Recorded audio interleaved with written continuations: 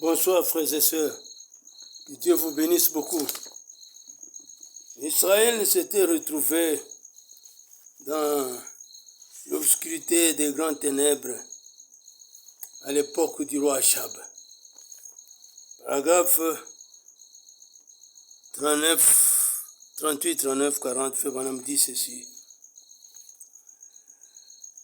À cette époque, il y avait eu un événement important en Israël.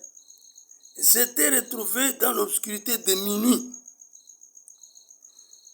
39. Dans l'Ancien Testament, si le Seigneur le veut peut-être au réunion que nous aurons prochainement, j'aimerais montrer comment les 7 actes de l'Église sont présentés sous forme de type dans l'Ancien Testament, qu'ils ont commencé exactement comme cela au commencement des actes de l'Église des nations, et qu'ils ont traversé quelque chose de semblable à l'âge des ténèbres.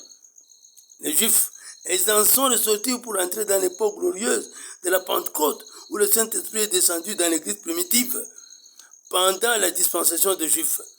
Ensuite, nous traversons une autre période, celle de l'Église des nations.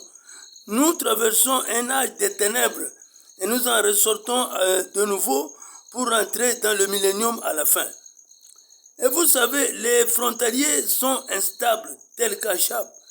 Donc, là-bas, paragraphe 40, au cours des siècles intermédiaires, ce grand roi Achab est arrivé au pouvoir et il vivait un peu sur la réputation des autres rois israélites.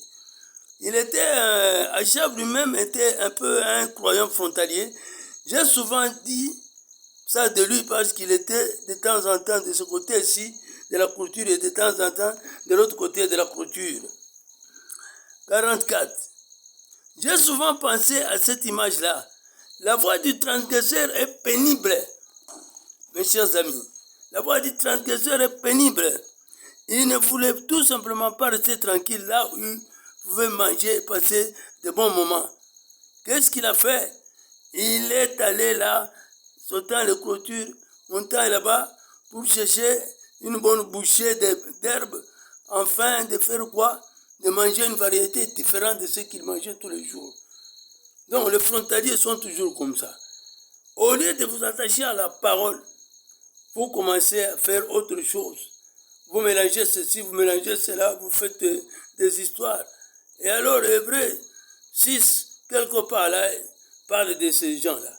Et Hébreux 10 aussi en parle. Parce qu'ils crucifient pour leur parler une deuxième fois Christ. Christ a été crucifié une fois.